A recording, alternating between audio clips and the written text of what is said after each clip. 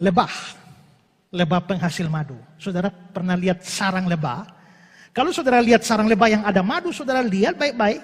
Sebenarnya di dalam sarang lebah itu yang ada madu, semua itu terbentuk dari semacam bahan dasar lilin, tapi semua bentuknya teratur, yaitu heksagonal atau segi 6.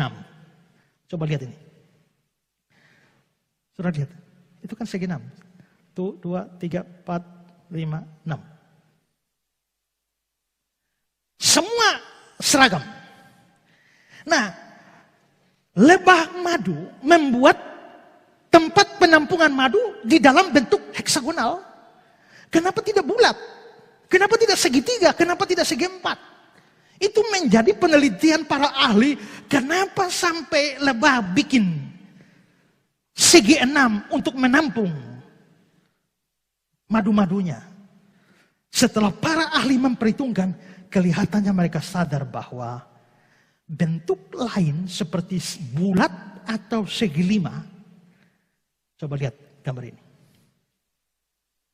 Kalau sampai bulat atau segi 5 begini, saudara lihat ada titik-titik merah. Itu artinya titik kosong di antara bentuk yang satu dan bentuk yang lain. Berarti ada lubang di situ.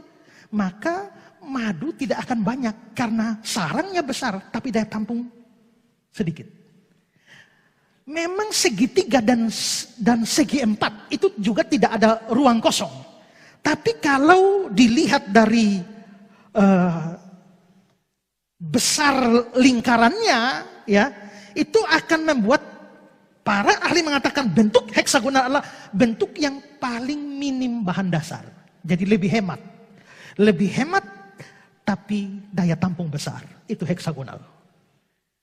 Siapa yang ajar lebah seperti itu?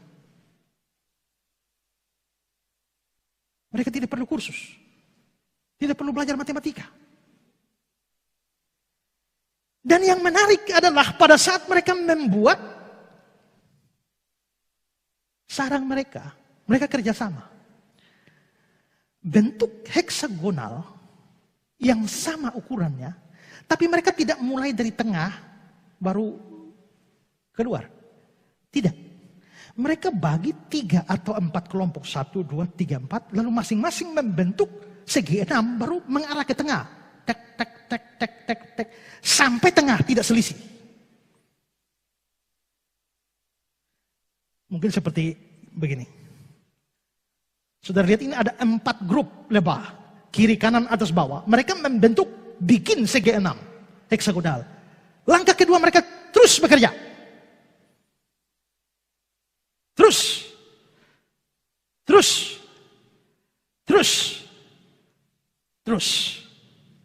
Selesai. Tidak ada selisih. Dengan ukuran yang sama. Coba kau bikin perumahan, coba. Satu star dari sana, satu star dari sini, satu star dari sini, satu star ketemu di tengah. Tidak boleh ada ruang kosong. Bisa. Bisa. Tapi itu harus arsitek jago yang jago hitung secara matematis. Seluruh perhitungan lahan itu dihitung sedemikian rupa sehingga begitu ketemu semua bentuknya sama tanpa ada selisih. Tapi saudara, kapan lebah belajar ini? Hitung-hitungan semacam ini dan bukan cuma itu saudara ya. Coba amati video satu ini. Yang mengagumkan lagi tentang lebah madu adalah kerjasama mereka dalam membangun kantung-kantung madu. Saat mengamati sarang lebah, mungkin kita berpikir bahwa sarang tersebut terbangun sebagai blok tunggal. Padahal, lebah memulainya dari sejumlah titik yang berbeda. Ratusan lebah membangun sarang dari 3 atau 4 titik yang berbeda. Mereka terus saja membangun sampai bertemu di tengah-tengah. Tidak ada kesalahan sedikit pun di tempat mereka bertemu. Lebah juga menghitung besar sudut antara kantung satu dengan lainnya saat membangun sarang. Suatu kantung dengan kantung di belakangnya selalu dibangun dengan kemiringan 13 derajat dari bidang datar. Dengan begitu, kantung-kantung di kedua sisi sarang miring ke atas. Kemiringan ini mencegah madu mengalir keluar dan tumpah. Ke belahan bumi manapun kita pergi, Lebah Madu selalu berhasil membangun arsitektur luar biasa ini dengan sempurna. Mereka melakukannya pula di bagian terdalam sarang, yakni di kegelapan, tempat yang tak dapat dimasuki sinar matahari.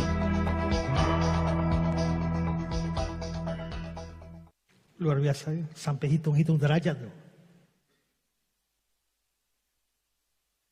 Kalau ada satu lebah ketemu ada bunga di sini, sarangnya di sini, bunganya di sini, dia akan terbang lurus ke sarang, tapi dia terbang tidak terbang biasa.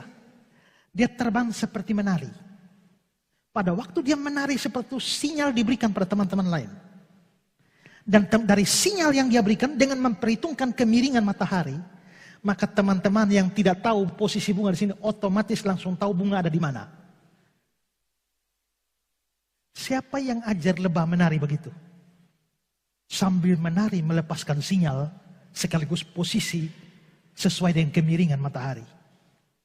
Wah, berarti ada kecerdasan luar biasa yang muncul di dalam penciptaan lebah.